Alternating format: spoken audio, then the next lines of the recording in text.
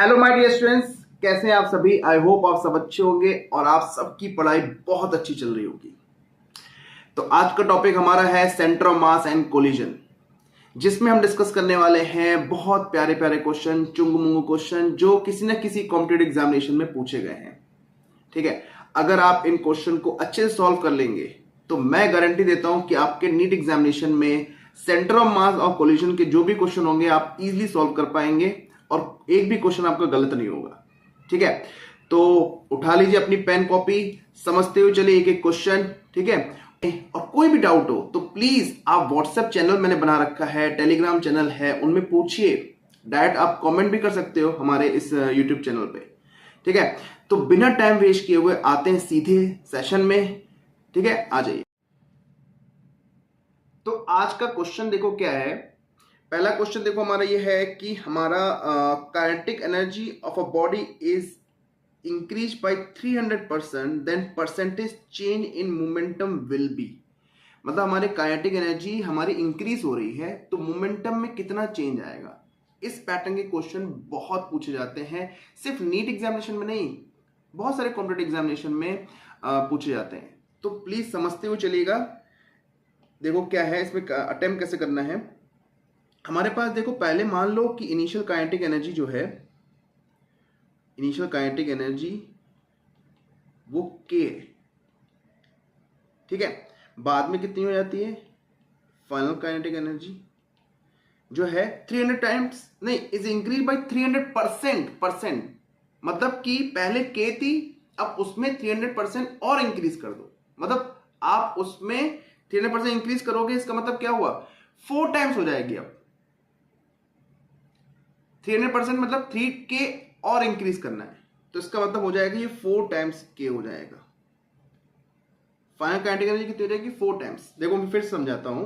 देखो final kinetic energy का मतलब ये हुआ कि जो इनिशियल काइनेटिक एनर्जी थी प्लस जितना काइनेटिक एनर्जी इंक्रीज की है, इसमें इंक्रीज हुई है, तो बोला गया है जो इंक्रीज बाय 300%, 300% इंक्रीज कर गई है, तो इनिशियल काइनेटिक एनर्जी के थी प्लस इंक्रीज कितनी हुई है 3K, तो टोटल कितनी हो गई 4K।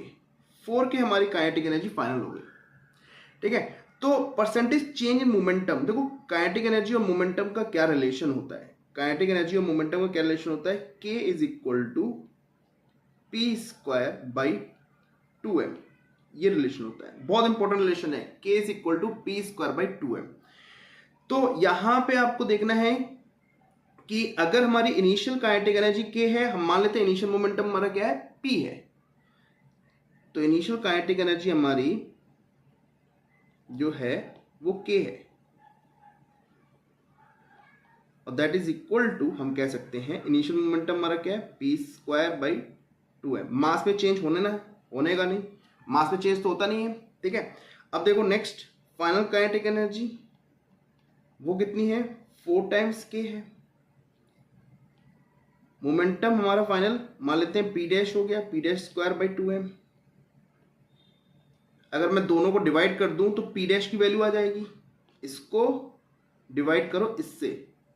ठीक है, तो हमारे पास क्या आ जाएगा 4K by K is equal to P dash square by 2m divided by P square by 2m। Simplify कर लो, 2m गया, K गया, तो हम कह सकते हैं P dash square is equal to 4 times P square. It means क्या हुआ, इसका मतलब P dash is 2 times P, तो हमारा इसका मोमेंटम हमारा क्या हो जाता है 2 टाइम्स हो जाता है। मतलब कितना इंक्रीज कर गया, पहले P था बाद में 2 टाइम्स हो जाता है, तो कितना इंक्रीज कर गया 100%, 100% इंक्रीज कर गया। तो 100% हमारे पास यस फर्स्ट ऑप्शन दे रखा है। ठीक है, तो कभी भी इस पैटर्न के क्वेश्चन आएंगे तो आपको सबसे पहले समझना है जो परसेंटेज इंक्रीज की बात कर रहा है। बच्चा इसमें कंफ्यूज होता है। देखो इंक्रीज बाय 300%, मतलब कि वो इंक्रीज कर गया, इंक्रीज मतलब पहले के थी उसमें इंक्रीज हो गया 300 टाइम्स, 3 टाइम मतलब 3 टाइम्स 3K इंक्रीज हो गया, तो टोटल कितना हो गया 4K। क्लियर? तो प्लीज ध्यान से करना इस पैटर्न क्वेश्चन। अगर थोड़ी भी गलती की तो कोई ना कोई ऑप्शन ऐसा आप टिक करके आओगे और आपका टाइम भी वेस्ट हो जाएगा और क्वेश्चन भी गलत हो जाएगा। तो क्वेश्चन को प्लीज ध्यान से पढ़ना है अपने को, ठीक है?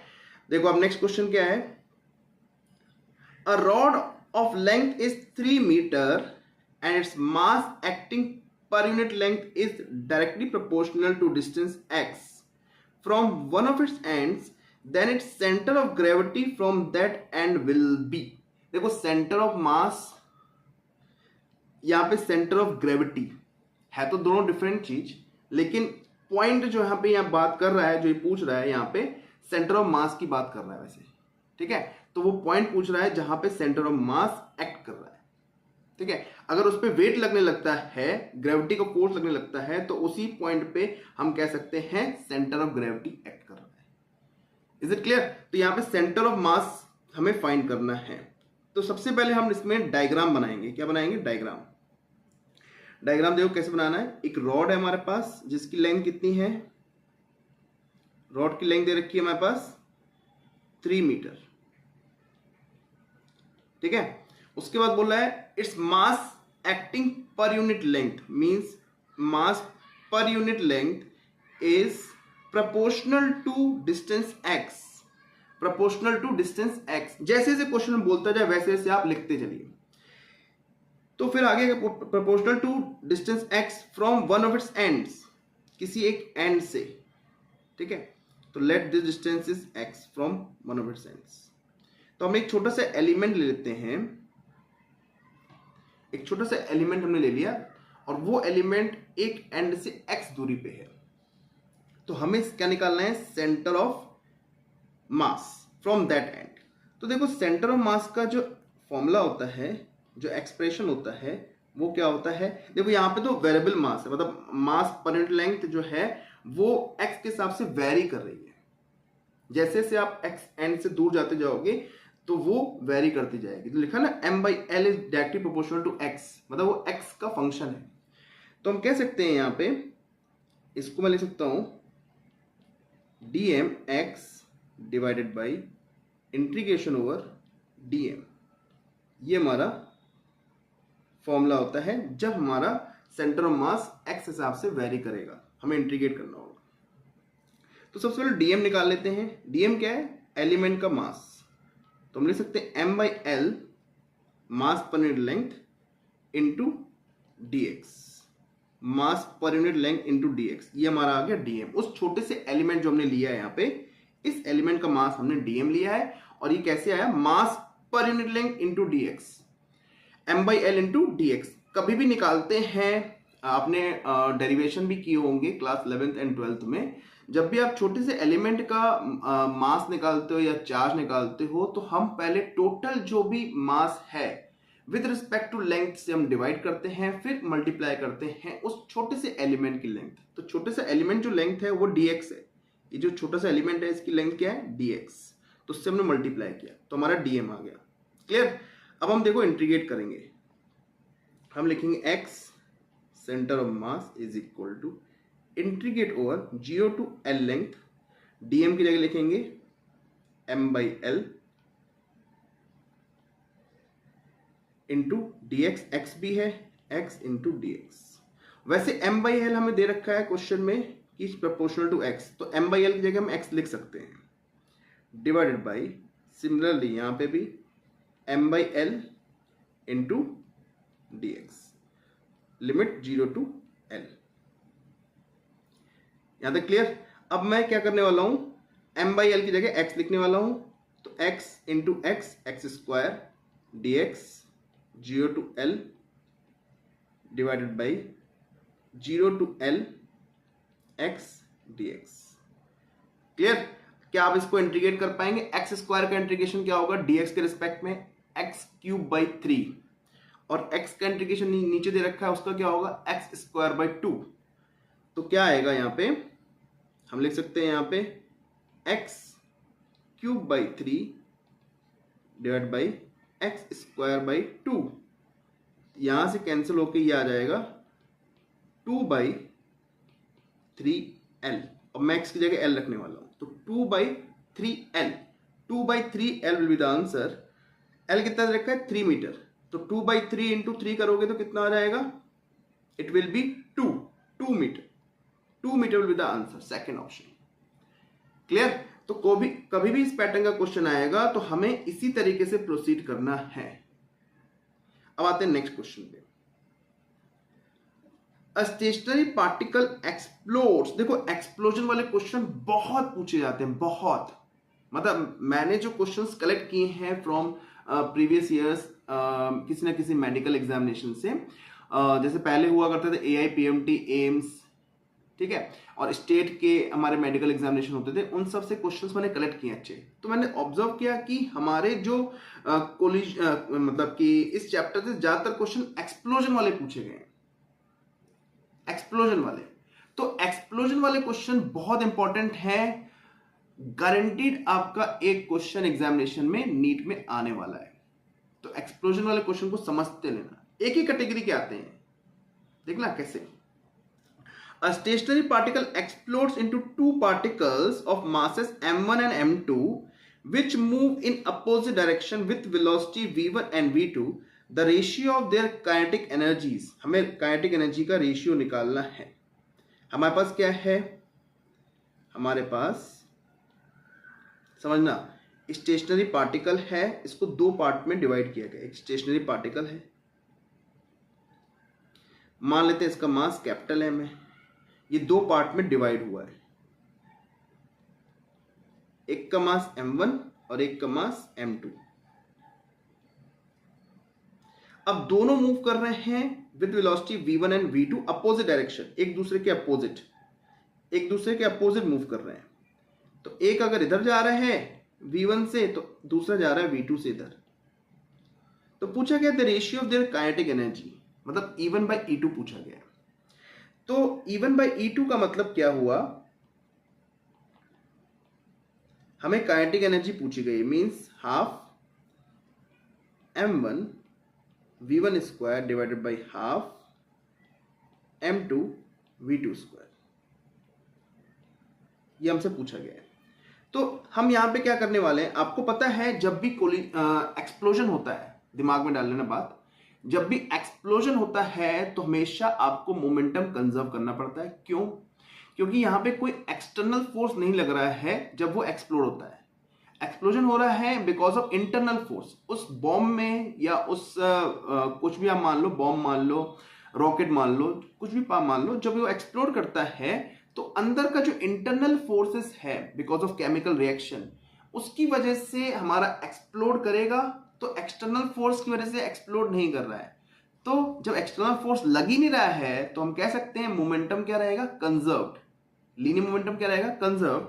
तो हम यहां पे लिखने वाले हैं, क्या लिखेंगे, m1 v1 is equal to m2 v2। m1 v1 is equal to m2 v2। तो हम यहां पे अगर v1 लिखना चाहें तो v1 इज इक्वल टू हम लिख सकते हैं, या आप रेशियो ले लो, m1/m2 या v1/v2 का रेशियो ले लो। तो अगर हम यहाँ पे v1/v2 का रेशियो लिख लें, क्या आएगा हमारे पास, आ जाएगा m2/m1। v1/v2 की जगह हम ले सकते हैं m2/m1, ठीक है। तो अब ऐसा हमने क्यों किया, हमारे माइंड में ऐसा क्यों आया, क्योंकि हमने देखा हमारे पास जो ऑप्शंस हैं वो m1 m2 के फॉर्म में दे रखे हैं। तो हमें v1 v2 की जगह m1 m2 लेके आना है। तो v1/v2 की जगह हमने क्या लिखा, m2/m1। तो अब इस एक्सप्रेशन में हम लिखेंगे 1/2 गया, m1/m2, और देखो वेलोसिटी क्या है, वेलोसिटी v1/v2 का स्क्वायर दे रखी है। तो v1/v2 को हम ले सकते हैं m2/m1 का स्क्वायर, ठीक है। अब आप सिंप्लीफाई करोगे तो एक m2 कैंसिल हो जाएगा m2 से, एक m1 से कैंसिल हो जाएगा, पर एक m2 बचेगा यहाँ पे। तो हम लिखेंगे m2/m1 will be the answer, means first option will be the correct answer। Clear? तो देखो है ना इजी क्वेश्चन। एक्सप्लोजन मींस, याद रखने दिमाग में कि जब भी एक्सप्लोजन होगा हमें लीनियर मोमेंटम को कंजर्व करना है। क्लियर? ठीक है। नेक्स्ट देखो क्वेश्चन क्या है, देखो आप देखना लाइन से इस पैटर्न के क्वेश्चन कैसे कैसे पूछे गए हैं। नेक्स्ट क्वेश्चन देखो क्या है हमारे पास, a bob of mass 30 kg at rest पे था, explodes into two pieces of mass 18 kg and 12 kg. The velocity of 18 kg mass is 6 meter per second. So the kinetic energy of other mass is, दूसरे मास की kinetic energy क्या होगी, ये हमसे question में पूछा गया है। देखो फिर से उसी पैटर्न का क्वेश्चन है। हम क्या करने वाले हैं, मोमेंटम कंजर्व करने वाले हैं, उससे हम वेलोसिटी निकालने वाले हैं। तो देखो हमारे पास एक बॉम्ब था जिसका मास 30 kg है, एक्सप्लोड करता है तो इंटू टू पीसेस, दो पीसेस में एक्सप्लोड करता है। एक का मास 18 kg और दूसरे का मास 12 kg, दोनों को ऐड करोगे तो 30 kg आएगा। 18 plus 12 30 kg। The velocity of 18 kg is 6 metre per second. इसकी वेलोसिटी हमें दे रखी है 6 मीटर पर सेकेंड इस डायरेक्शन में। तो दूसरे की velocity of course opposite direction में होगी। Let the velocity that will be v। So the kinetic energy of other mass निकालना है हमें। v निकालनी है, v निकाल लेंगे तो हम काइनेटिक एनर्जी निकाल लेंगे। तो v कैसे निकालेंगे, मोमेंटम कंजर्व करके। मोमेंटम कैसे कंजर्व करेंगे, देखो इनिशियल मोमेंटम तो हमारे पास क्या है, 0 है, क्योंकि बॉम्ब जो है वो रेस्ट पे था, रुका हुआ था। फाइनल मोमेंटम क्या होगा, 18 kg into 6 plus 12 kg into v। m into v होता है लीनियर मोमेंटम। ये हो गया फाइनल मोमेंटम। अब दोनों को कर दो बराबर। हम कह सकते हैं फाइनल मोमेंटम बराबर इनिशियल मोमेंटम। तो फाइनल मोमेंटम कितना है हमारा, 18 into 6 plus 12 into v should be equal to 0। तो क्या अब यहां से वेलोसिटी निकाल पाएंगे, ऑफ कोर्स निकाल पाएंगे। 18 into 6 minus divided by 12, simplify करें कितना आएगा, 6 से 12 गया इट विल बी 2, 2 से 18 गया इट विल बी 9। क्लियर। तो कितनी वेलोसिटी आ गई, 9 मीटर पर सेकेंड वेलोसिटी आ गई दूसरे वाले की। तो अब यहां पे हम सिंप्लीफाई करके 9 आ गया। अब हम काइनेटिक एनर्जी निकालेंगे। तो काइनेटिक एनर्जी का फॉर्मूला होता है हाफ, मास कितना है हमारे पास, दैट इज 12 kg, वेलोसिटी कितनी है हमारे पास 9 का स्क्वायर। तो इससे कितना आएगा, 2 से 12 से सिंप्लीफाई करेंगे 6, 81 into 6, so it will B 486 joule. 486 joule कौन सा ऑप्शन, सेकेंड ऑप्शन है ना। इजी। मोमेंटम कंजर्व किया, काइनेटिक एनर्जी का एक्सप्रेशन यूज किया और आंसर आ गया हमारे पास। क्लियर। अब देखो नेक्स्ट क्वेश्चन क्या है। नेक्स्ट क्वेश्चन पे ध्यान दीजिए, क्या बोल रहा है, a shell of mass 200 gram is ejected from a gun of mass 4 kg by an explosion that generates 1.05 kilo joule of energy. The initial velocity of the shell is. हमारी उस shell मतलब एक हमने गन ली,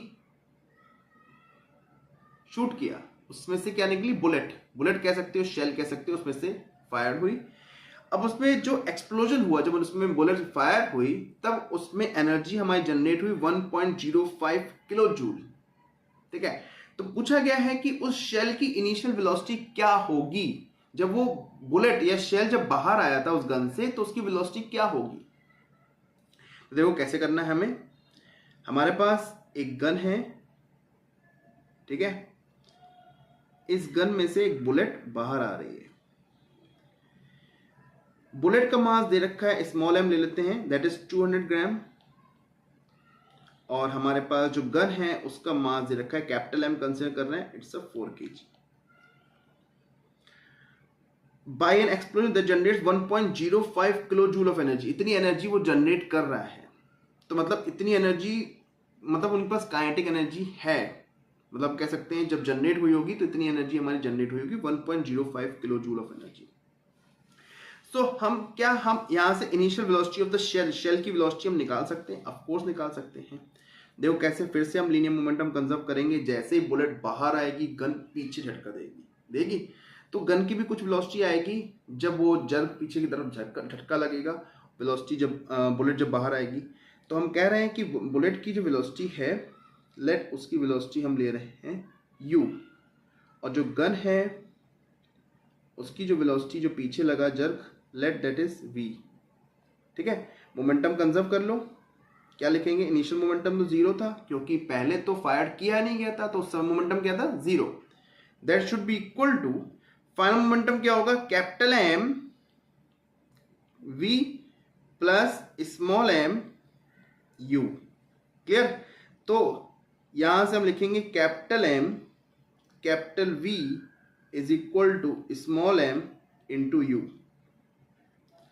तो हमारा capital M कितना दे रखा है 4 kg, V is equal to small m कितना दे रखा है हमारे पास, दैट इज 200 ग्राम। तो हम इसको kg में बदलेंगे तो 200/1000 कर देंगे इंटू यू। क्लियर? तो यहां से हमारे पास u की क्या रिलेशन आ जाएगा, u का क्या रिलेशन आएगा, u आ जाएगा हमारे पास v के टर्म्स में निकाल लो 1/5। तो मास हमारा 1/5 है, तो u आ गया हमारा दैट इज 5 × 20 टाइम्स v। तो बुलेट की जो स्पीड होगी, जो शेल की स्पीड होगी, वो गन की स्पीड से 20 गुना ज्यादा होगी, बहुत तेजी से बाहर आएगी। और गन हल्का सा, बहुत तेजी से बुलेट बाहर आ रही है, तो उसकी स्पीड कितनी है 20 टाइम्स। तो हमारे पास लिखा है कि ejected from a gun of mass 4 kg by an explosion that generates 1.05 kilo joule of energy, the initial velocity of the shell is. Shell की क्या वेलोसिटी होगी? तो इसका मतलब ये है कि जो हमारी काइनेटिक एनर्जी है half m u square plus half capital M into v square should be equal to 1.05 kilo joule. इसको मैं लिख सकता हूं 10⁻³ जूल। ठीक है? तो अब यहां सिंप्लीफाई करेंगे तो स्मॉल m कितना दे रखा है, दैट्स 1/5 kg। u को आप 20 भी लिख सकते हो या आप v की जगह u लिख लो, क्योंकि हमें u फाइंड करना है। बेसिकली हमें क्या निकालना है, initial velocity of the shell. तो शेल की हमने वेलोसिटी u ले रखी है, तो हमें u निकालना है। तो हम क्या करेंगे, u को u रहने देंगे और प्लस कैपिटल M कितना दे रखा है 4 kg। v को हम लिख सकते हैं u/20, u/20 का स्क्वायर। तो यहां से हमारे पास कितना आ जाएगा 1.05 इंटू 10⁻³ इसको हम सिंप्लीफाई करेंगे तो हमारे पास u square bracket open 1/5 plus 4, 20 का स्क्वायर विल भी कितना होगा। अच्छा, यहाँ का जो 1/2 था, यहाँ पे 1/2 था, वो हम वहाँ पे भी शिफ्ट कर सकते हैं, यहाँ u²/2 ले लो। तो 4 कितना बचेगा, 20 का स्क्वायर कितना होगा 400। ठीक है? थोड़ा कैलकुलेटिव क्वेश्चन है, यहां से आप कैलकुलेट कर पाएंगे u की value.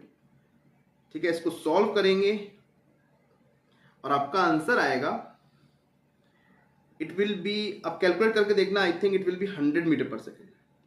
100 metre per second speed आएगी। एक बार कैलकुलेट करके देखना, मे बी मैं रॉन्ग भी हो सकता हूं, प्लीज कैलकुलेट करिएगा। इसका आंसर आपका 100 मीटर पर सेकेंड आएगा, पर इसका प्रोसीजर ऐसे ही होगा। तो सबसे पहले क्या करना है, मोमेंटम कंजर्व करना है। मोमेंटम बहुत अच्छा क्वेश्चन है, बहुत अच्छा क्वेश्चन है, मतलब अभी जो क्वेश्चन अभी तक हमने किए हैं इसमें से बेहतरीन क्वेश्चन ये है। तो u वेलोसिटी हमने मान ली बुलेट की, और स्मॉल v मान ली हमने बुलेट गन की। गन की स्पीड कितनी आई, रिक्वायल होती है ना, देखो जब भी बुलेट बाहर आती है तो गन पीछे झटका देती है। तो गन की स्पीड v है और बुलेट की स्पीड u है। तो यहां से हमने मोमेंटम कंजर्व किया। इनिशियल मोमेंटम हमारा 0 था, फाइनल मोमेंटम हमने इक्वल टू इनिशियल मोमेंटम किया, और यहां से हमने निकाला u और v में रिलेशन, मतलब जो बुलेट फायर्ड होगी या शेल जो बाहर आएगी उस गन से, उसकी वेलोसिटी 20 टाइम्स होगी वेलोसिटी ऑफ गन की, रिक्वायर्ड वेलोसिटी ऑफ गन की। उसके बाद हमने क्या किया, हमें क्वेश्चन में दे रखा है कि जो एनर्जी जनरेट होती है, of course that is kinetic energy, क्योंकि बुलेट बाहर आएगी और गन पीछे होगी, दोनों की वेलोसिटी आएगी, तो उससे एक्सप्लोजन की जो एनर्जी आई वो हमारी काइनेटिक एनर्जी की फॉर्म में होगी 1.05 किलो जूल। सो हमने लिख लिया काइनेटिक एनर्जी। ये देखो हमने इसकी काइनेटिक एनर्जी दोनों की बराबर करके, प्लस करके बराबर कर दिया 1.05 इंटू 10⁻³ जूल। अब हमने क्या किया, u और v का जो यहाँ से रिलेशन निकाला था वो हमने यहाँ पे पुट किया, u को v के टर्म्स में या v को u के टर्म्स में। देखो v को u के टर्म्स में हमने पुट कर दिया, v हमारा क्या है u/20, और फिर हमने सिंप्लीफाई किया तो यहाँ से हमें u की वैल्यू आ जाएगी। तो यहाँ से आप u की वैल्यू निकालें and you will get the result. May be आपका 100 आंसर आएगा, आप इसको कैलकुलेट करके देखना। ठीक है? अब आते हैं नेक्स्ट क्वेश्चन पे। Consider a system of 2 particles. 2 particle का सिस्टम है जिसमें मासेस दे रखा है m1 and m2। If the particle of mass m1 is pushed, धक्का दिया गया है, towards the mass centre of particles through a distance d, जो दो पार्टिकल का जो सेंटर होगा उसकी तरफ धक्का दिया गया है, किसको, m1 को. So by what distance would be particle of mass m2 move so as to keep the mass center of particles at the original position? Means उन दो पार्टिकल का जो सेंटर ऑफ मास है वो वहीं पे रुका रहे, तो हमें m2 को कितना घिसकाना पड़ेगा या धक्का देना पड़ेगा. हमने क्या किया, सबसे पहले m1 m2 दो पार्टिकल हैं, उनका सेंटर ऑफ मास बीच में कहीं लाई कर रहा है इन दोनों के. अब हमने m1 को धक्का दिया, कितना धक्का दिया, d डिस्टेंस, तो m2 को भी कुछ ना कुछ घिसकना पड़ेगा इस तरफ ताकि सेंटर ऑफ मास अपनी जगह पे बना रहे. समझे. देखो कैसे करेंगे, यहां पे ध्यान देखना. हमारे पास क्या था, दो पार्टिकल्स थे, एक का मास m1 और एक का मास m2. इनके बीच की दूरी दे रखी थी d. इस push toward the centre mass centre particle through distance d, नहीं d नहीं दे रखी थी, d तो हमने पुश किया है. Consider system of two particle mass m1 if the particle mass m1 is push toward the mass centre, इन दोनों का सेंटर कहीं लाई कर रहा है, सपोज यहाँ पे सेंटर ऑफ मास यहाँ लाई कर रहा है, इसको पुश किया गया towards centre d distance push किया, कितना d डिस्टेंस, तो इसको कितना और पास आना पड़ेगा यहाँ पे, लेट इसको हमने पुश किया x, so that centre of मास यहीं पे बना रहे. लेट सेंटर ऑफ मास हमारा ओरिजिन पे है, कहाँ पे, ओरिजिन, मान लेते हैं ओरिजिन पे लाई कर रहा है, तो सेंटर ऑफ मास यहीं बना रहे, तो हमें m2 को कितना डिस्प्लेस करना पड़ेगा उसके ओरिजिनल पोजीशन से. तो यहां पे देखो क्या करने वाले हैं हम, सिंपल सा फॉर्मूला लगाने वाले हैं. मास जो मोमेंट है दोनों को बराबर करने वाले हैं. तो कैसे निकालेंगे, देखो m1 into d should be equal to m2 into x. Mass moment, जब भी सेंटर ऑफ मास अपनी पोजीशन पे बना रहता है तो मास मूवमेंट जो भी दो पार्टिकल का होता है वो हमें इक्वल करना पड़ता है, सो दैट सेंटर ऑफ मास अपनी पोजीशन पे ही बना रहे. ठीक है, तो हम यहाँ पे m1d बराबर m2x करेंगे, जिससे हमारे x की वैल्यू आ जाएगी m1d by m2, m1d by m2, m1d by m2, second option हमें दिख गया है ना. Easy question. सेंटर ऑफ मास को अपनी जगह पे बनाए रखना है, तो हमें क्या करना पड़ेगा, एक को हमने घिसकाया तो दूसरे को भी घिसकाना पड़ेगा, सो दैट वहीं बना रहे सेंटर ऑफ मास. क्लियर. तो ये हमारा एक दूसरे पैटर्न का क्वेश्चन है, सेंटर ऑफ मास से रिलेटेड. यहाँ पे कोलिजन या फिर एक्सप्लोजन कुछ नहीं हो रहा है. नेक्स्ट क्वेश्चन देखो क्या है.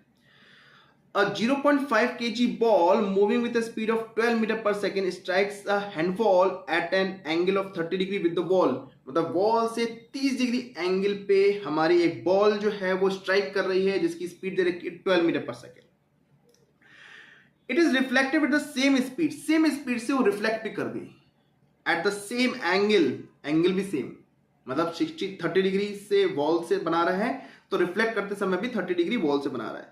If the ball is in contact with the wall for 0.25 second, 0.25 second के लिए वो जो बॉल है उस वॉल से कांटेक्ट में है, थोड़ी देर के लिए कांटेक्ट में है, तो हमें निकालना है the average force acting on the wall.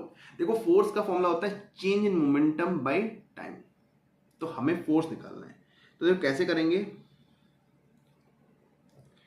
Force पहले moment, change in momentum by time, हमारा ये फॉर्मूला होता है. तो हमारा टारगेट क्या है, टाइम दे रखा है, चेंज इन मोमेंटम निकालना है, उस बॉल का चेंज इन मोमेंटम कितना होगा. समझना ध्यान से, बहुत इंपॉर्टेंट क्वेश्चन है. इस पैटर्न के क्वेश्चन बहुत पूछे जाते हैं. इंपल्स पूछ सकता है, चेंज इन मोमेंटम पूछ सकता है. तो हमारे पास एक बॉल है, वो इस तरीके से स्ट्राइक कर रही है, ठीक है, इस तरीके से वॉल की तरफ आ रही है. बोला गया है वॉल से 30 डिग्री एंगल बना रही है. वॉल से कितना एंगल बना रही है, 30 डिग्री. वॉल से बना रही है, ध्यान देना, नॉर्मल से नहीं बना रही है, वॉल से बना रही है. बच्चे नॉर्मल से बना देते हैं 30 डिग्री, गलत हो जाएगा बेटा, ध्यान से देखना, यहां पे पढ़ना क्वेश्चन को ध्यान से.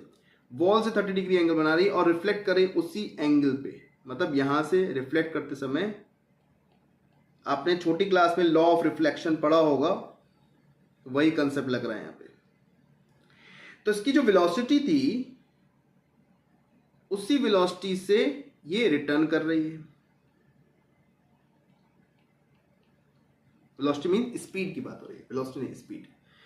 तो हमें देखो यहां पे क्या करना है, दो कंपोनेंट करने हैं, you have to do two components, एक कंपोनेंट इधर और एक कंपोनेंट इधर।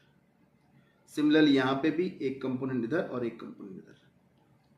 तो हॉरिजॉन्टल डायरेक्शन वाला जो कंपोनेंट होगा, मतलब ये वाला कंपोनेंट जो होगा, ये क्या होगा, सेम, ये चेंज नहीं हो रहा है क्योंकि सेम डायरेक्शन में लग रहा है। देखो सेम डायरेक्शन में, यहां पे भी इसकी डायरेक्शन ऊपर की तरफ है और इस वाले की भी डायरेक्शन ऊपर की तरफ है, तो डायरेक्शन तो चेंज नहीं हो रहा है। और जो प्लेन की मतलब वॉल के प्लेन के अलोंग है उसमें कोई डायरेक्शन चेंज नहीं हो रहा है। लेकिन इसके परपेंडिकुलर जो है, वॉल के जो परपेंडिकुलर है, परपेंडिकुलर वाला मतलब ये वाला जो है, ये वेलोसिटी की डायरेक्शन चेंज हो रही है। पहले इधर लग रही है, फिर जब रिटर्न कर रही तो इसके वापस जब आ रही तो इसके परपेंडिकुलर अपोजिट डायरेक्शन में आ रही है, पहले टुवर्ड्स द वॉल फिर अवे फ्रॉम द वॉल। तो कितना होगा देखो एंगल, ये हो जाएगा u, एंगल अगर ये 30 डिग्री है तो ये भी 30 डिग्री एंगल होगा, तो ये आ जाएगा u sin 30। सिमिलरली यहां पे भी u sin 30।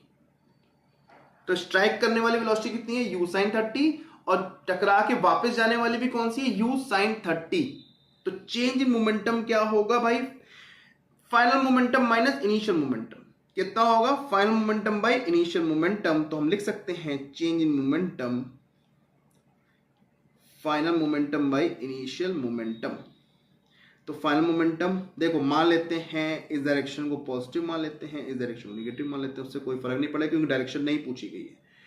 तो m कॉमन ले लो, v final means u sin 30 minus initial minus u sin 30। Zero मत करके चले आना, ऑप्शन में जीरो भी देते हैं। तो चेंज मोमेंटम कितना हुआ, that will B 2mu sin 30, जिसको हम लिख सकते हैं mu, क्योंकि sin 30 की वैल्यू 1/2 होती है, 1/2 और 2 कैंसिल तो mu आया। तो फोर्स कितना हुआ, फोर्स हो गया mu/t। मास कितना दे रखा है 1/2, u कितना दे रखा है 12, t कितना दे रखा है 1/4, 0.25 मतलब 1/4। सिंप्लीफाई कर लें तो ये आ जाएगा 24 न्यूटन, 24 न्यूटन, थर्ड ऑप्शन। समझ में आई बात। Change in momentum by time force निकालना है, सबसे पहले चेंज इन मोमेंटम निकालें, इस तरीके से निकालेंगे, उसके बाद टाइम से डिवाइड कर दें, तब आपके पास आ जाएगा फोर्स। तो इस पैटर्न के क्वेश्चन भी पूछे जाते हैं, ठीक है। सारे बेहतरीन क्वेश्चन हैं, बहुत प्यारे प्यारे क्वेश्चन हैं, समझते हुए चलिए प्लीज। तभी मैं कह रहा हूं कि आप समझ के करोगे तो आपको वहां पे एग्जाम में अगर ऐसा क्वेश्चन आता है तो आप इजीली सॉल्व कर पाएंगे। तो कुल मिला के चेंज मोमेंटम आएगा 2mu sin 30 या 2mu sin थीटा। एंगल पे बहुत ध्यान देना, एंगल आपको वॉल से दे रहा है कि परपेंडिकुलर वॉल, मतलब जो नॉर्मल से दे रहा है, एंगल ध्यान देना। नेक्स्ट क्वेश्चन क्या बोल रहा है, an explosion blows a rock into 3 parts. अब अभी तक 2 पार्ट में डिवाइड हो रहा था एक्सप्लोजन, अब 3 पार्ट में डिवाइड हो रहा है। 2 parts go off at right angle to each other.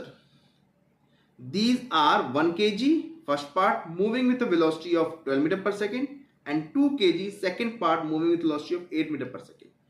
If the third part flies off with a velocity of 4 meter per second, so its mass would be, mass कितना होगा। तो फिर से हम करने वाले हैं कंजर्वेशन ऑफ लीनियर मोमेंटम और आंसर लेके आएंगे। देखो कैसे, जब भी एक्सप्लोजन वाली बात होगी तो कंजर्वेशन ऑफ लीनियर मोमेंटम लगाएंगे। तो देखो ये बॉम्ब जो था बड़ा वाला, ये हमारा रेस्ट पे था, तो इसका मोमेंटम तो 0 है। अब इसमें से 3 पार्ट डिवाइड हुए, एक पार्ट गया सपोज ऊपर की तरफ, एक पार्ट चला गया सपोज इस डायरेक्शन में, और एक पार्ट जो तीसरा होगा उसको जाना पड़ेगा किसी एक सर्टेन डायरेक्शन में, मान लेते हैं इस डायरेक्शन में, ठीक है, सो दैट बैलेंस रहे, मोमेंटम बैलेंस रहे। तो मान लेते हैं इसका मास m1 है, इसका मास m2 है और इसका मास m3 है, और हमें m1 दे रखा है, कितना है m1 1 kg, m2 दे रखा है कितना है, दैट इज 2 kg, हमसे m3 पूछा गया है। वेलोसिटी भी क्या क्या दे रखी है, देखो u1 वेलोसिटी हमें कितनी दे रखी है, वेलोसिटी दे रखी है 12 metre per second, 12 metre per second, U2 कितनी दे रखी है? U2 हमें दे रखी है 8 मीटर पर सेकेंड। हमें U3 भी दे रखी है, that is 4 metre per second. तो हम क्या करने वाले हैं? कंजर्वेशन ऑफ मोमेंटम लगाने वाले हैं। इनिशियल मोमेंटम क्या है हमारे पास? 0, क्योंकि रेस्ट पे है। क्योंकि बॉब जो है, जो बॉल है या बॉम्ब है, वो हमारा क्या है? फूटा जब नहीं है, जब एक्सप्लोड नहीं किया है, उससे पहले वो क्या था? रेस्ट पे था। फाइनल मोमेंटम को भी 0 होना पड़ेगा। तो फाइनल मोमेंटम हमारा क्या होगा? P1 plus P2 plus P3 should be 0। Next question देखोगे। Two bodies of mass 1 kg and 3 kg have position vector this and this respectively. The center of mass of this system has a position vector. Center of mass पूछा गया है, position vector पूछा गया centre of मास का। कितना easy तरीके से निकाल देखें सब लोग ध्यान देंगे। क्या फॉर्मूला होता है भाई सेंटर ऑफ मास की पोजीशन वेक्टर निकालने का? R centre of mass position vector लिख सकते हैं m1 r1 vector plus m2 r2 vector by m1 plus m2। ये हो गया r centre of mass, r2 vector है ये, ठीक है। m1 r1 vector plus m2 r2 vector by m1 plus m2। तो हमारे पास m1 कितना दे रखा है? 1 kg। r1 वेक्टर कितना दे रखा है? i cap plus 2j cap plus k cap. तो लिख लो इसमें i cap plus 2j cap plus k cap. m2 कितना दे रखा है? 3 kg। पोजीशन वेक्टर कितना दे रखा है? -3i cap minus 2j cap plus k cap, -3i cap minus 2j cap plus k cap. इसको डिवाइडेड बाय टोटल मास कितना है? 3 + 1 4। Simplify करोगे तो क्या आएगा हमारे पास? करके देखें भाई। ये आ जाए i cap plus 2j cap plus k cap minus 9i cap minus 6j cap plus 3k cap divided by 4। Simplify करें, आई कैप को ऐड कर लें तो -8i कैप, जे कैप को ऐड कर लें तो -4j कैप, के कैप को ऐड कर लें तो 4k कैप डिवाइडेड बाय 4। तो हमारे पास क्या आएगा फाइनल रिजल्ट? फाइनल रिजल्ट आएगा -2i cap minus j cap plus k cap. देख लो भाई कौन सा option? -2i cap minus j cap plus k cap, -2i cap minus j cap plus k cap. First option match कर गया भाई, है ना इजी। सिंपल सा एक्सप्रेशन यूज करें, you will get the result. m1 r1 vector plus m2 r2 vector divided by m1 plus m2, है ना easy. देखो तो इस एक्सप्रेशन को याद होना चाहिए और इस फॉर्म में भी क्वेश्चन सेंटर ऑफ मास के पूछे जाएंगे। नेक्स्ट देखो, सारे फॉर्मेट में लेके आया हूं। प्लीज अगर आप एक एक क्वेश्चन सही से समझ के करेंगे ना, मैं गारंटी सच में कह रहा हूं, 100% कह रहा हूं कि इसी पैटर्न में क्वेश्चन आपके एनटीए बनाएगा और आपको ऐसे ही पेपर इसी पैटर्न में कोई ना कोई क्वेश्चन आपके आएगा और आप सॉल्व करके आओगे। समझ के करना, बस समझ के करना। कोई भी इशू हो, व्हाट्सएप चैनल मैंने बना रखा है, डिस्क्रिप्शन में डाल रखा है, पूछें प्लीज पूछें। Two particles which are initially at rest move towards each other. दो पार्टिकल हमारे पास रेस्ट पे हैं, एक दूसरे के पास आ रहे हैं under the action of their internal attraction. एक पार्टिकल ये, एक पार्टिकल ये, दोनों आपस में पास में आ रहे हैं बिकॉज ऑफ अट्रैक्शन। कोई अट्रैक्शन फोर्स लग रहा है। मान लो दो चार्ज पार्टिकल है, एक दूसरे को अट्रैक्ट कर रहे हैं। If their speeds are v and 2v at any instant, then the speed of the center of mass of the system, center of mass की स्पीड क्या होगी? अगर एक की v है, एक की 2v है, तो center of mass की स्पीड क्या होगी? बच्चा कैलकुलेट करने बैठ जाएगा और आंसर आ जाएगा। देखो ध्यान से देखना, इंटरनल अट्रैक्शन, इंटरनल फोर्स लग रहा है, एक इधर खींच रहा है, एक इधर खींच रहा है। जब भी इंटरनल फोर्स लगता है तो क्या, मुझे एक बात बताओ, इंटरनल फोर्स लग रहा है तो हमारा मोमेंटम रहता है कंजर्व। एक्सटर्नल फोर्स नहीं लग रहा है यहां पे, no external force, only internal force. तो मोमेंटम कंजर्व रहेगा तो इनिशियल हमारा सेंटर ऑफ मास की कोई वेलोसिटी थी क्या? नहीं, रेस्ट पे था। अब ये दोनों मूव करने लगेंगे तो ये दोनों मिलके फाइनल मोमेंटम भी जीरो करने की कोशिश करेंगे। तो हमारा क्या होगा, सेंटर ऑफ मास अपनी जगह पे रुका रहेगा, उसकी स्पीड 0 रहेगी, तो answer will be second option. बच्चा कैलकुलेट करने बैठ जाएगा, एम एक वेलोसिटी वी एम वी, फिर लिखेगा -2m m इंटू 2v, फिर कैलकुलेट करेगा, निकालेगा। गलत है, वो गलत है तरीका। क्यों दे रखा है इनिशियली रेस्ट थे स्टार्टिंग में, तो बाद में भी रेस्ट पे रहे, कौन मूव करवाएगा? कोई एक्सटर्नल फोर्स है क्या? नहीं है, तो 0 will be the answer. Average मत निकाल के आना, v + 2v/2 ऑप्शन दे रखा है, देखो 1.5v 3v/2 करके चले आओगे, गलत हो जाएगा। अब आते हैं नेक्स्ट क्वेश्चन पे, बहुत इंपॉर्टेंट था जो मैंने अभी बताया। नेक्स्ट पार्ट देखो, to spheres A and B of mass m1 m2 respectively collide. A is at rest, initially B is moving with velocity v along x-axis. After collision, B has a velocity v/2 in a direction perpendicular to the original direction. The mass A moves after collision in the direction. A वाला कहाँ भागेगा collision के बाद? तो सबसे पहले diagram बनाएंगे, हम समझेंगे। हमारे पास दो स्फीयर हैं, लेट दिस स्फीयर दिस, और एक स्फीयर ये। इसका नाम देते हैं ए, इसका नाम देते हैं बी। ठीक है, ए इज एट रेस्ट, ए का मास हमारे पास दे रखा है m1 और ये रुका हुआ है रेस्ट पे, इसके पास वेलोसिटी 0 है। m2 है, इसका मास m2 है बी वाले का, और v वेलोसिटी से मूव कर रहा है अलोंग एक्स एक्सिस। ठीक है, हो सकता है पॉजिटिव एक्स एक्सिस, हो सकता है नेगेटिव एक्स एक्सिस, ये मेंशन नहीं किया गया। After collision B has a velocity v/2 in direction perpendicular to the original direction. बाद में टकराने के बाद जो बी है वो हमारी परपेंडिकुलर मूव करने लगी, ओरिजिनल डायरेक्शन के perpendicular. The mass A moves after collision, mass A जो है वो किस डायरेक्शन को मूव करना पड़ेगा, ये इसकी वेलोसिटी हो गई v/2, तो मास ए को हमारा किस डायरेक्शन मूव करना पड़ेगा? ये तो देखो ध्यान समझना, इनिशियल मोमेंटम जो है वो एक्स डायरेक्शन में है।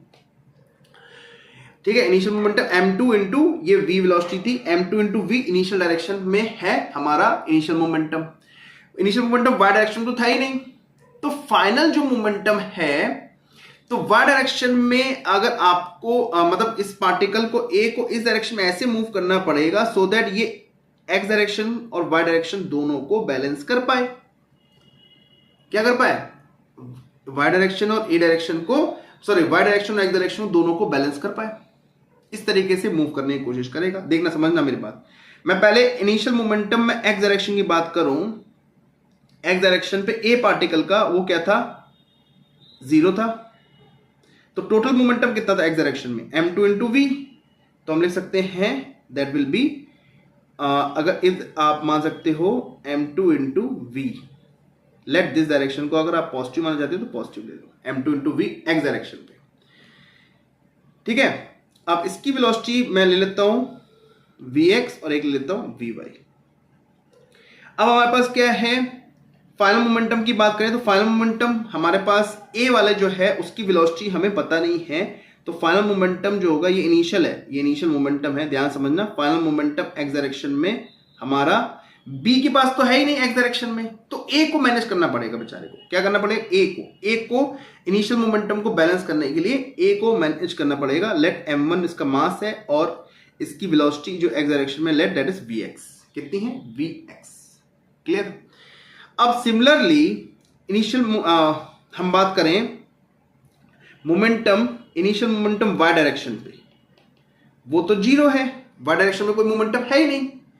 तो फाइनल मोमेंटम जो होगा, फाइनल मोमेंटम y डायरेक्शन में जो होगा उसको भी 0 होना पड़ेगा, पर b का मोमेंटम जो टकराने के बाद जो वेलोसिटी है वो परपेंडिकुलर मतलब y डायरेक्शन में है, तो उसको मैनेज करने के लिए बेचारा a को मूव करना पड़ेगा, a को मूव करना पड़ेगा। तो उसका मोमेंटम कितना है a का y डायरेक्शन में, that will B m1 into vy। Minus को लगाया क्योंकि नीचे जाएगा, वो ऊपर जा रही तो ये नीचे जाएगा। अब हम क्या करेंगे, दोनों साइड बैलेंस करेंगे, तो यहां पे आ जाएगा m2 v/2 should be equal to m1 vy।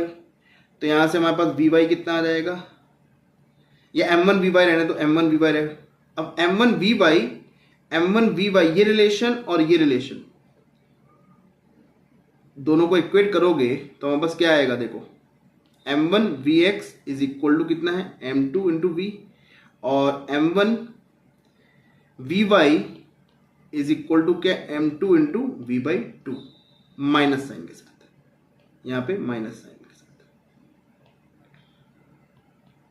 Divide करो दोनों को, तो vy बाई vx आपके पास आ जाएगा, दैट विल बी माइनस 1/2, और v बाई vx है क्या, tan थीटा क्या है, tan theta, this is tan theta. तो हमारा tan थीटा जो है माइनस 1/2 आ रहा है, मीन्स हमारे पास फोर्थ ऑप्शन। मैं देखो फिर से समझा रहा हूं, बहुत बेहतरीन क्वेश्चन है, बहुत अच्छा क्वेश्चन है ये। क्वेश्चन क्या है हमारा, ए वाला पार्टिकल और बी वाला पार्टिकल है, बी वाला पार्टिकल ए की तरफ आ रहा है, कोलाइड कर रहा है, कोलाइड करते ही ऊपर भाग गया, और कोलाइड जब किया तो देखो एक्स डायरेक्शन में मोमेंटम है, टकराने से पहले मोमेंटम कौन किस डायरेक्शन में, एक्स डायरेक्शन में, तो टकराने के बाद भी एक्स डायरेक्शन में होना चाहिए मोमेंटम, तभी तो मोमेंटम कंजर्व होगा। तो इनिशियल डायरेक्शन में मोमेंटम एक्स डायरेक्शन में कितना है, वो है m2 इंटू वी, क्योंकि सिर्फ m2 के पास मोमेंटम था, किसके पास था, m2 के पास, सिर्फ m2 के पास मोमेंटम था एक्स डायरेक्शन में, वो था m2 इंटू वी। अब फाइनल मोमेंटम कोलिजन के बाद हमारा जो पार्टिकल बेचारा ए है, उसको एक्स डायरेक्शन में मोमेंटम लाना पड़ेगा, तभी तो इनिशियल मोमेंटम को बैलेंस करेगा। तो उसने बेचारे ने लेके आया, that is m1 into v x, m1 into v x momentum लेके आया, so that m1 into v x should balance m2 into v, ताकि ये दोनों मोमेंटम एक दूसरे के बराबर हो पाए, क्योंकि कंजर्वेशन ऑफ मोमेंटम लगाना पड़ेगा, क्योंकि एक्सटर्नल फोर्स लग नहीं रहा है। अब हम बात करते हैं वाई डायरेक्शन में। वाई डायरेक्शन में इनिशियल वाई डायरेक्शन में था ही नहीं था, पर लेकिन टकराने के बाद बी वाला जो है वाई डायरेक्शन में भागने लगा, तो ए वाले बेचारे को उसको भी मेंटेन करने के लिए, मतलब फाइनल मोमेंटम जीरो करने के लिए वाई डायरेक्शन में उसको क्या करना पड़ेगा, वाई का एक कंपोनेंट लेना पड़ेगा, मींस इस डायरेक्शन में वेलोसिटी लेके आना पड़ेगा वाई डायरेक्शन में भी, और वो भी अपोजिट डायरेक्शन में। तो उसको बैलेंस करने के लिए उसने final momentum, initial momentum zero था, तो फाइनल मोमेंटम को जीरो करने के लिए, वाई डायरेक्शन में जीरो करने के लिए उसने क्या किया, m2 v/2 को बैलेंस करने के लिए उसने मोमेंटम दिया minus m1 into v y, minus m1 into v y लेके आया। तो यहां से m1 vy जो था क्या आया हमारा, m2 इंटू वी/2। अब हमने क्या किया, इस रिलेशन को इस रिलेशन के साथ डिवाइड कर दिया, तो vy बाई vx आ गया, मतलब vy बाई vx आ गया, जो कि आया माइनस 1/2, और इससे हमें vy बाई vx का मतलब क्या हुआ, tan थीटा, और उसकी वैल्यू आ गई फोर्थ ऑप्शन। क्लियर। तो ये क्वेश्चन में पूछा गया था कि ए को टकराने के बाद किस डायरेक्शन में मूव करना चाहिए। क्लियर, बहुत अच्छा क्वेश्चन है, मार्क कर दे रहा हूं, इंपॉर्टेंट क्वेश्चन, बच्चा इसमें फंसेगा तो प्लीज समझ के करेंगे तो नहीं फंसोगे। नेक्स्ट क्वेश्चन देखोगे, 2 person of masses 55 kg and 65 kg respectively are at the opposite ends of a boat. Boat में बैठ गए, बोट में हम बैठ गए, दो आदमी बैठ गए हैं, एक आदमी बैठ रहा है इधर और एक आदमी बैठ रहा है इधर, opposite ends of a boat. If the length of boat is, length हमने ले ली 3 मीटर, वेट दे रखा है 100 kg, बोट का मास कितना है 100 kg। द 55 kg मैन जो है वॉक करते करते करते चला गया 65 के पास, उसके साथ बैठ गया। If the boat is in still water the centre of mass of the system shift by, अगर वो बोट जो है वो पानी में ही है, कोई फ्रिक्शन नहीं कंसिडर कर रहे हैं, तो क्या कोई एक्सटर्नल फोर्स लग रहा है कि एक आदमी उधर से जाए एक आदमी इधर से आए, इधर उधर मूव करते रहे, क्या हमारा एक्सटर्नल फोर्स लग रहा है क्या, नहीं लग रहा है। तो सेंटर ऑफ मास को चेंज करना चाहिए क्या, शिफ्ट होना चाहिए क्या, नहीं होना चाहिए, क्योंकि एक्सटर्नल फोर्स जब तक नहीं लगता है सेंटर ऑफ मास अपनी जगह पे रुका रहता है। तो अब देखो जब ये इधर भागेगा, जब ये आदमी 55 kg वाला 65 के बाद जब जाएगा तो बोट बेचारा रिप्लेस इधर उधर हो जाएगा, एडजस्ट होगा, आगे जाएगा या पीछे जाएगा, वो एडजस्ट होगा। वो क्यों एडजस्ट होगा, सो दैट सेंटर ऑफ मास को अपनी जगह पे मेंटेन कर सके, क्योंकि सेंटर ऑफ मास अपनी जगह पे ही मेंटेन रहेगा, क्योंकि कोई एक्सटर्नल फोर्स नहीं लग रहा है। तो यहां पे हमारे पास ऑप्शन 0 है, तो 0 लगा के चले आएंगे। तो प्लीज इस पैटर्न के क्वेश्चन देखो, 2-3 क्वेश्चन ऐसे आए जो 0-0 वाले आंसर थे, इस पैटर्न के क्वेश्चन आते हैं, ये सारे क्वेश्चन इंपॉर्टेंट हैं, दिमाग में डाल लो। नेक्स्ट क्वेश्चन देखो क्या है, 3 masses are placed on the x-axis, 300 gram at origin, 500 gram at x equal to 40 centimeter and 400 gram at x equal to 70 centimeter. The distance of center of mass from the origin, center of mass का distance पूछा गया। क्या formula होता है फटाफट बताओ। Centre of मास कैसे निकालोगे, हम लिखेंगे x सेंटर ऑफ मास बराबर m1 x1 plus m2 x2 plus m3 x3, m1 x1 plus m2 x2 plus m3 x3 divided by total mass m1 m2 m3, ये हमारा टोटल मास आ गया। अब फटाफट रख लो, पहला क्या है कि पहला मास ओरिजिन पे रखा हुआ है तो 300 इंटू 0, 300 इंटू 0। दूसरा क्या है, 500 ग्राम जो है वो 40 सेंटीमीटर रखा गया है तो 500 इंटू 40 प्लस, तीसरा कहां पे है 400 into 70, 400 into 70 divided by total mass. Total mass कितना है भाई जल्दी बताओ, 300 प्लस 500 प्लस 400 1200, क्योंकि 5 प्लस 3 800, 800 प्लस 400 1200, ये तो गया, ये तो 0 हो गया, बचा क्या 500 इंटू 440 कितना होगा, दैट विल बी 20,000, और ये कितना होगा 400 to 70 it will B 28,000।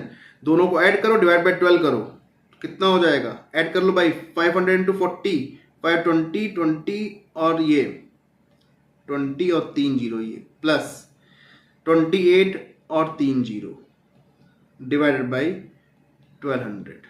Simplify करेंगे तो हमारे पास आएगा 280 प्लस 200 480 बाई 12, ये आ जाएगा 12, ये आ जाएगा 40, 12 24 36 40 centimetre will be the answer, first option. सिर्फ इस सिंपल सा एक्सप्रेशन यूज करना है, gate the result. Next, a person holding A rifle stands on a smooth surface, fires 10 shot horizontally in 5 seconds. Each bullet has a mass 10 gram with a muzzle velocity 800 meter per second. The final velocity acquired by the person and the average force exerted on the person. Final velocity निकालनी है, कितनी होगी उस इंसान की, पकड़ के रखा है राइफल को, ऐसे क्लिक किया तो झटका लगा इंसान को, तो उस इंसान की वेलोसिटी क्या होगी झटके के बाद, और पूछा गया कितना फोर्स उस इंसान पे लगा होगा। फिर से मोमेंटम कंजर्व करेंगे, आंसर लेके आएंगे। तो समझना मेरी बात को, यहां पे हमारे पास रखी है गन राइफल, और इसमें से बुलेट फायर की गई है। तो कितनी बुलेट फायर करें, 10 shot in 5 second, 10 shot back to back जा रहे हैं, तो 5 सेकेंड में 10 शॉट आ गए।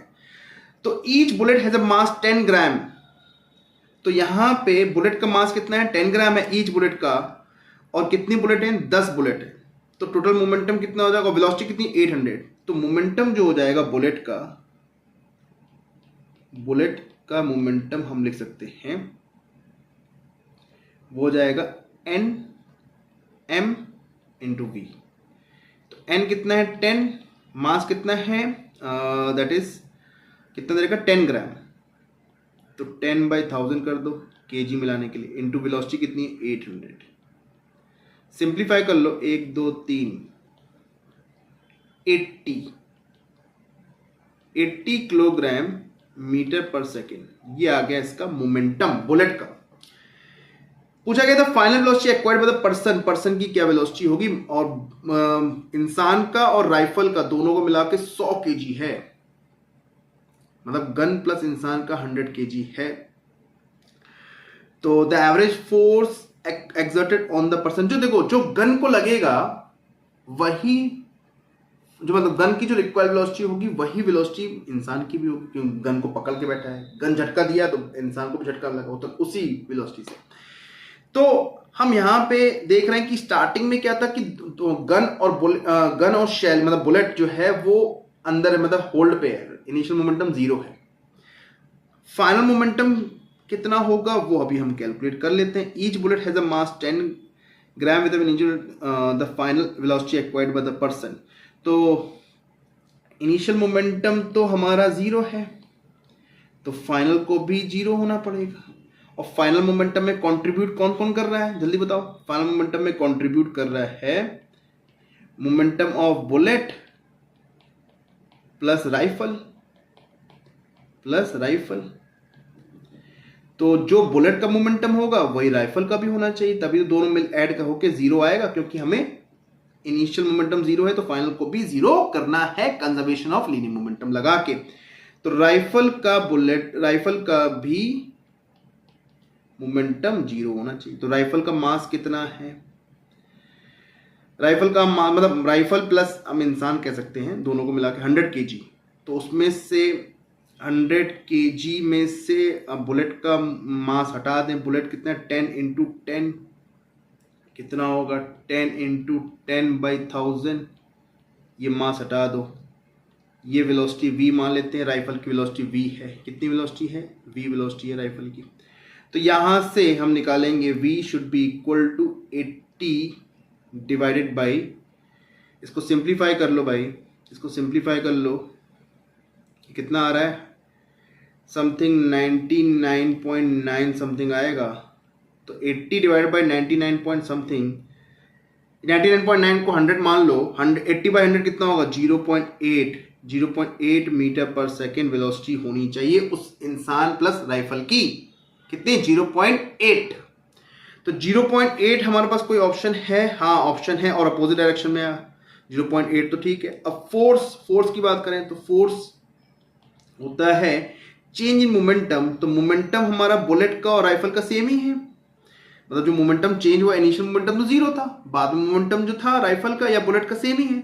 वो कितना है भाई, 80 है, 80 कितना है, 80। तो हम कह सकते हैं 80 बाई टाइम, कितना टाइम लग रहा है, 5 सेकंड। 5 सेकंड में फायरिंग की जा रही है, मतलब 10 शॉट लगा रहे हैं 5 सेकंड में। देखो टाइम दे रखा है 5 सेकंड। तो हम कहेंगे 80/5 कितना आ जाएगा, it will B 16 Newton. 16 Newton force लगेगा पीछे की तरफ। तो 16 and 0.8 will be the answer. कौन सा ऑप्शन है, 16 × 0.8, कोई ऑप्शन नहीं, मिसप्रिंट हुआ है, ये आना चाहिए। 16 4 0.8, 0.08 की जगह 0.8 फर्स्ट ऑप्शन होना चाहिए, लेकिन थोड़ा मिसप्रिंट है, गलत है। 16 and 0.8 will be the answer. Next question देखो क्या है। Two identical balls A and B having velocity 0.5 meter per second and minus 0.3 meter per second respectively collide elastically in one dimension। दोनों, एक बॉल ये है, ये बॉल है, दोनों आइडेंटिकल हैं, सेम है, और एक की वेलोसिटी 0.5 मीटर पर सेकेंड, मतलब एक बॉल जो है वो 0.5 मीटर पर सेकेंड से आ रही है, दूसरी बॉल जो है वो आ रही है 0.3 मीटर पर सेकेंड से, टकरा रही है आपस में, 0.5 0.3। तो इस डायरेक्शन को पॉजिटिव ले लिया गया है और इस डायरेक्शन को नेगेटिव लिया गया है। टकराने के बाद दोनों सेम है, और कोलिजन कैसा है, इलास्टिकल, ये वन डायमेंशन। तो जब भी याद रखना, जब दोनों आइडेंटिकल शेप की हो और कोलिजन इलास्टिक हो, तो दोनों की वेलोसिटी आपस में इंटरचेंज हो जाती है। क्या हो जाती है, इंटरचेंज। अब ए वाला जो है वो भागेगा 0.3 से और बी वाला भागेगा 0.5 से, इंटरचेंज हो जाएगी। और 0.5 देखो, बी वाला टकराने के बाद ये देखो ऐसे आए, टकराए बुम, टकराए बुम। तो ए वाला बेचारा इधर भाग रहा था, बी वाला इधर भाग रहा था। ए वाला कहां भाग रहा था, इधर, बी वाला इधर। टकराने के बाद बी वाला इधर, ए वाला इधर। तो ए वाले की स्पीड क्या हो गई, पीछे की डायरेक्शन, मींस नेगेटिव डायरेक्शन में, और बी वाले की पॉजिटिव डायरेक्शन में। आ तो नहीं ऐसे रहा था, आ ऐसे रहे थे, टकराने के बाद ऐसे हो गए। समझ में आ रही बात।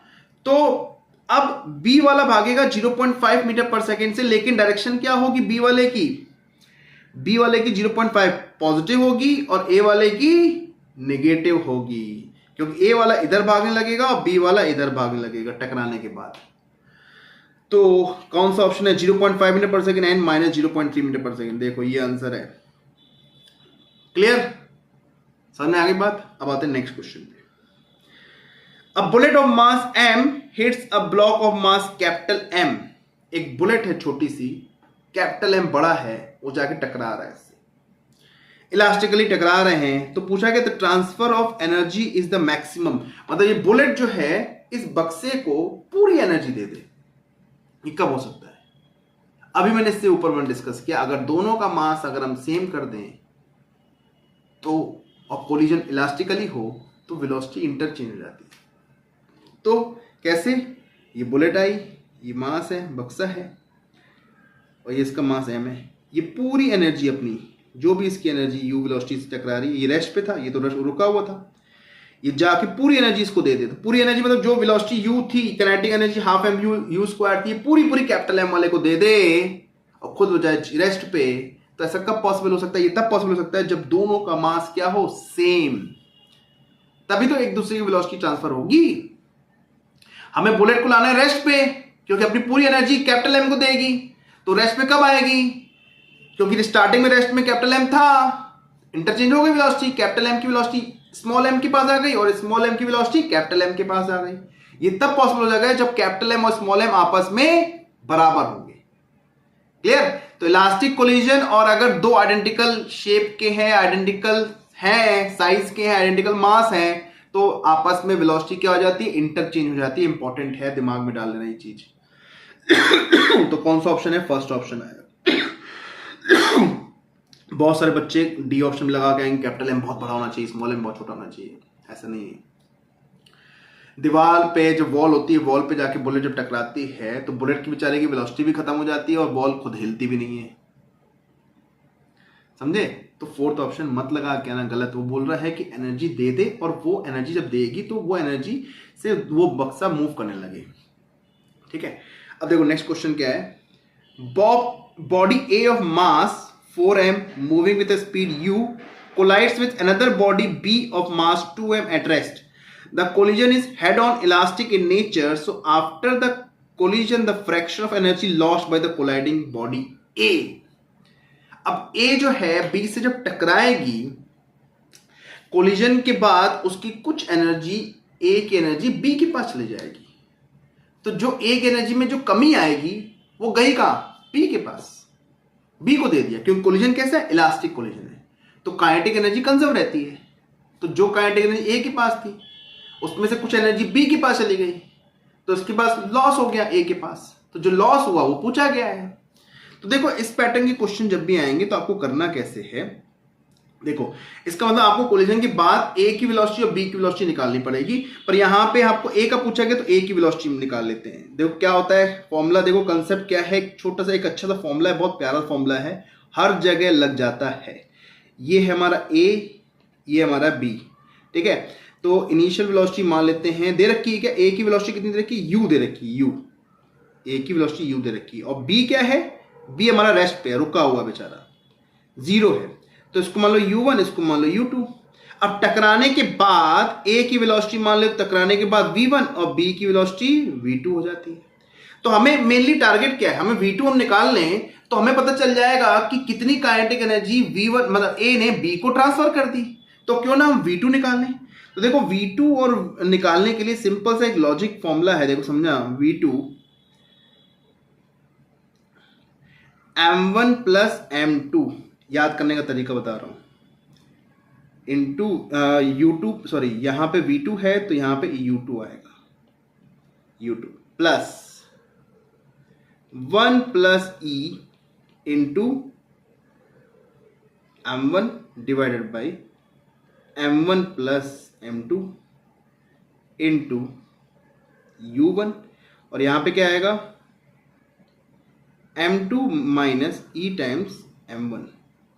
ठीक है, तो ये हमें निकालना है, ये फॉर्मूला है। याद करने का तरीका देखो क्या है, जब भी आप v2 निकालोगे, v2 देखो m1 plus m2, m1 plus m2 नीचे तो रहेगा ही सब में, सारे फॉर्मूले जितने फॉर्मूले होंगे, जो भी हम इसके में v1 v2 निकालेंगे। तब जब आप v2 निकाल रहे हो, जब आप v2 निकाल रहे हो तो यहाँ पे u2 पहले आएगा, u1 बाद में आएगा। पहला पॉइंट दिमाग रखने वाली, याद करने वाली बात। और m2 पहले आएगा, m1 बाद में आएगा, और m1 आएगा तो e से मल्टीप्लाई करते हुए आएगा, और बाद में m1 1 प्लस e के साथ मल्टीप्लाई होगा। अगर सिमिलरली अगर मैं आपसे v1 कहूं निकालने को तो क्या लिखोगे, v1 बराबर, समझना ध्यान से, यहां नीचे लिखेंगे m1 plus m2, m1 plus m2, यहां आ जाएगा u1 प्लस, बताते चलिए, यस वेरी गुड। यहां पे क्या आएगा नीचे m1 plus m2 1 plus e multiply with m2, यहाँ पे आएगा u2, यहाँ पे m1 minus e times m2, खत्म। ये हो जाएगा हमारा v1 के लिए। क्लियर?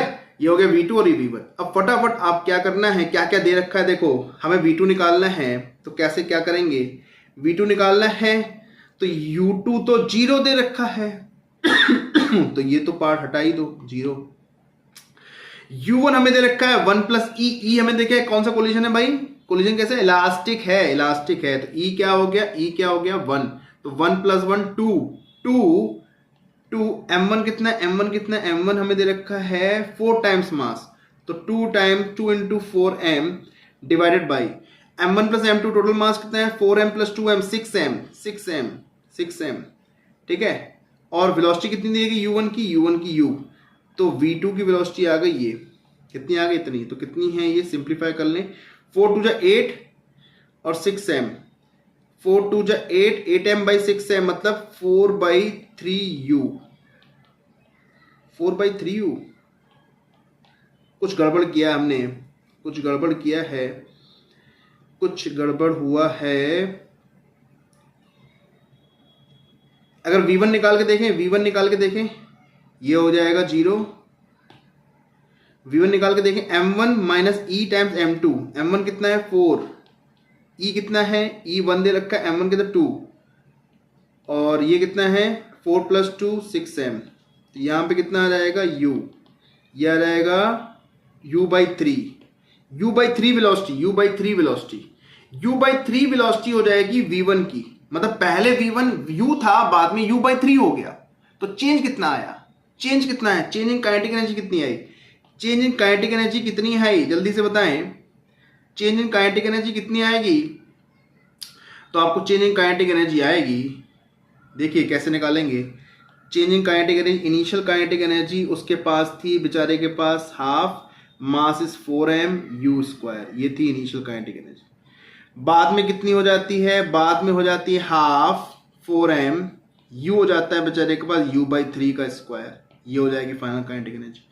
तो चेंज इन काइनेटिक एनर्जी अगर आप निकालेंगे by original kinetic energy divide करके देखेंगे, तो इसका आंसर आप करके देखना, इट विल बी 8/9, कितना आएगा 8/9, final kinetic energy minus initial kinetic energy divide by original kinetic energy. तो फाइनल काइनेटिक एनर्जी उसके पास वेलोसिटी जो हो जाती है वो u/3 टाइम्स हो जाती है, पहले कितनी थी, u थी, पहले कितनी थी, u थी, बाद में u/3 हो जाती है, तो 2u/3 जो वेलोसिटी है वो चली जाती है आगे वाले, मतलब दूसरे पार्टिकल के पास, b वाले के पास। तो इससे हमारा 8/9 आंसर आएगा। इस तरीके से हम प्रोसीड करेंगे। फॉर्मूला मैंने आपको बताया कि इस फॉर्मूले को डायरेक्ट यूज कर सकते हैं, find v1 and v2। Next question देखो क्या है, A moving block having mass m collides with another stationary block of mass 4m. The lighter block comes to rest after collision. टकराने के बाद हल्का वाला जो होता है वो रुक जाता है।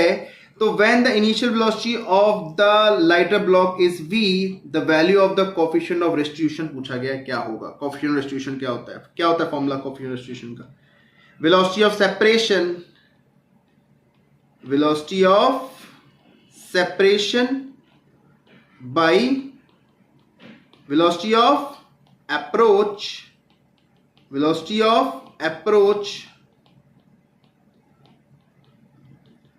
velocity of separation by velocity of approach।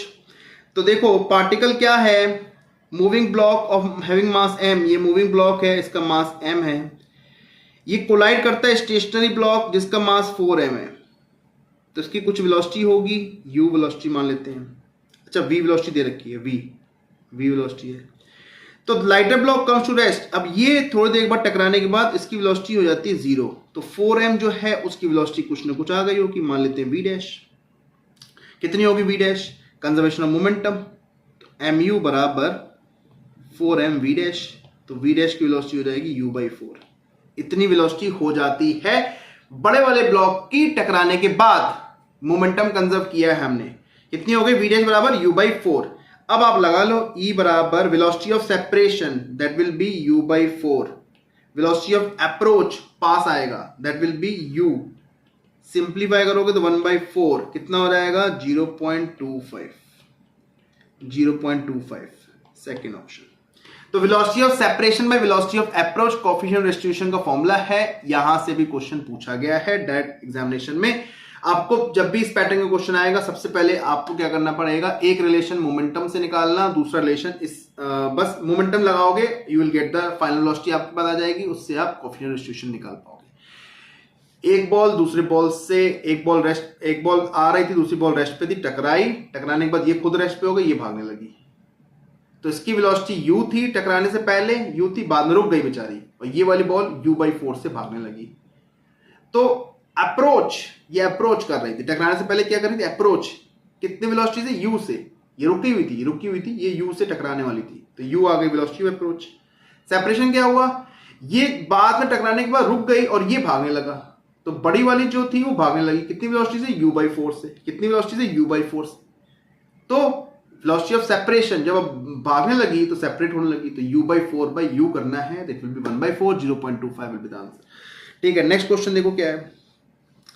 Two bodies A and B mass having same mass undergo completely inelastic one dimensional collision। completely inelastic, perfectly inelastic क्या होता है, आया चिपक गए, चिपकने वाला। The body A moves with velocity v1 while body B is at rest before collision. The velocity of the system after collision is v2। तो momentum conserve कर दे भाई। तो पहले वाले सेम मास है m इंटू v1 बराबर, जब दोनों चिपक जाएंगे तो टोटल मास कितना हो जाएगा 2m, और वेलोसिटी कितनी हो जाएगी v2, तो m गेट कैंसिल। तो हमसे पूछा गया v1/v2, तो आ जाएगा 2:1, सेकेंड ऑप्शन। सिंपल है ना, सिंपल। तो यहां पे कंजर्व, जब भी परफेक्टली इनइलास्टिक पूछा गया है मोमेंटम कंजर्व कर दें, दैट्स इट, ज्यादा कुछ नहीं करना है। नेक्स्ट क्वेश्चन देखो, दो ऑब्जेक्ट्स है हमारे पास, एक का मास 10 kg का mass 20 kg respectively are connected to the two ends of a rigid rod having length 10 metre with negligible mass. The distance of the centre of mass of the system from the 10 kg। 10 kg की जो है उससे centre of मास जो 10 और 20 kg जो है उनका centre of मास जो है वो 10 kg से कितना दूर है, ये क्वेश्चन में पूछा गया है। तो हम क्या करने वाले हैं, हमारे पास एक रिजिड रॉड है, ठीक, यहां पे एक 10 kg और यहां पे 20 kg है, ठीक है। इनकी दूरी जो है वो 10 मीटर की दूरी है, कितनी दूरी है, 10 मीटर। तो 10 kg मान लेते हैं, सेंटर ऑफ मास का यहाँ पे है, तो 10 kg मान लो, यहां से कितनी दूर है, x, तो इसकी 20 kg कितना दूर होगा, 10 - x, ठीक है। और सेंटर ऑफ मास को हमें हिलाना नहीं है, अपनी जगह पे रखना है। तो हम यहाँ पे क्या करेंगे, मास मूवमेंट कंजर्व करेंगे, मास मूवमेंट बराबर करेंगे, क्या होगा, 10x बराबर 10 - x इंटू 20 kg। सिंप्लीफाई करो तो यहां से कितना आएगा, इतना आ जाएगा, x बराबर 20 - 2x, तो x बराबर कितना आ जाएगा, 20/3 metre, that's the second option. 20/3 mass movement की है, मास मूवमेंट क्या होता है, m × x बराबर m × x, मतलब m1 × x1 बराबर m2 × x2, m1 x1 बराबर m2 × x2, that's it. Next क्या है, क्वेश्चन बोल रहा है, अच्छा असर्शन रीजन पूछा जाता है by centre of mass related, क्या है, when a fire cracker rocket explodes in mid air में जाके क्रैकर जो होता है फट जाता है, तो it's fragments fly in such a way that they continue moving in the same path which the firecracker would have followed had it not exploded। मतलब अगर हमारा, समझना मेरी बात को, ये हमारे पास ऐसे आ रहा था क्रैकर, ऐसे आ रहा था, अगर ये फूटता नहीं तो वो इस पाथ ऐसे चला जाता, अगर वो फूटता नहीं तो ऐसे चला जाता। लेकिन अगर कहीं ऊपर फूट गया, बॉम्ब हो गया, एक्सप्लोड कर गया, तो उसके जो पार्टिकल्स होंगे वो रैंडम डायरेक्शन में कहीं भी मूव कर सकते हैं। लेकिन इसका जो सेंटर ऑफ मास होगा, मतलब इस पूरे को जो इसके पार्टिकल्स, इन पार्टिकल को कंबाइन करके जो सेंटर ऑफ मास जो आएगा इनका, वो सेंटर ऑफ मास एक्सप्लोजन के बाद भी उसी पाथ को फॉलो करेगा जो ओरिजिनल बॉम्ब फॉलो करने वाला था एक्सप्लोड करने से पहले। तो एक्सप्लोड करने से पहले ये बॉम्ब कैसे फॉलो करने वाला था, ये ऐसे फॉलो करने वाला था।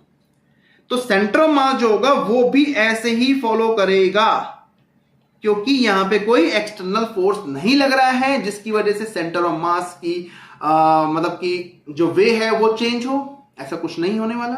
तो जो इसके फ्रैगमेंट्स है वो तो कहीं भी मूव कर सकते हैं, लेकिन उसका सेंटर ऑफ मास इसी पाथ को फॉलो करेगा। तो क्वेश्चन में क्या बोला गया, when fire cracker rocket explode, जब फूटता है तो it's fragments fly in such a way that they continue moving in the same path. नहीं, फ्रैगमेंट कैसे भी मूव कर सकता है, तो ये स्टेटमेंट हो गई गलत, मीन असर्शन इज रॉन्ग। अगर यहाँ पे लिखा होता सेंटर ऑफ मास जो है वैसे ही फॉलो करेगा जैसे अगर हमारा रॉकेट फॉलो करता या बॉम्ब फॉलो करता, मतलब एक्सप्लोड होने के पहले, ठीक है, ठीक है। तो बोला गया the explosion of cracker occurs due to internal force only and no external force. बिल्कुल सही बात है, इंटरनल केमिकल रिएक्शन होती है, उसकी वजह से एक्सप्लोजन होता है, एक्सटर्नल फोर्स नहीं लग रहा है, जिसकी वजह से सेंटर ऑफ मास को उसे ही वही पाथ फॉलो करना पड़ेगा जो पाथ रॉकेट फॉलो करता एक्सप्लोड होने से पहले, ठीक है। तो यहां पे A is wrong but R is correct, means first option is correct. Next, a ball of mass 0.5 kg is dropped from a height of 10 meter, strikes the ground and rebounds to the same height. The magnitude of impulse imparted to the ball. तो यहाँ पे impulse पूछा गया है, change in momentum पूछा गया है। Ball टकराती है, जमीन से टकरा के वापस सेम हाइट पे पहुंचती है। इसका मतलब जब वो टकराने वाली होती है, जब उसकी वेलोसिटी होती है v, तो टकराने के बाद भी वेलोसिटी v, समझे?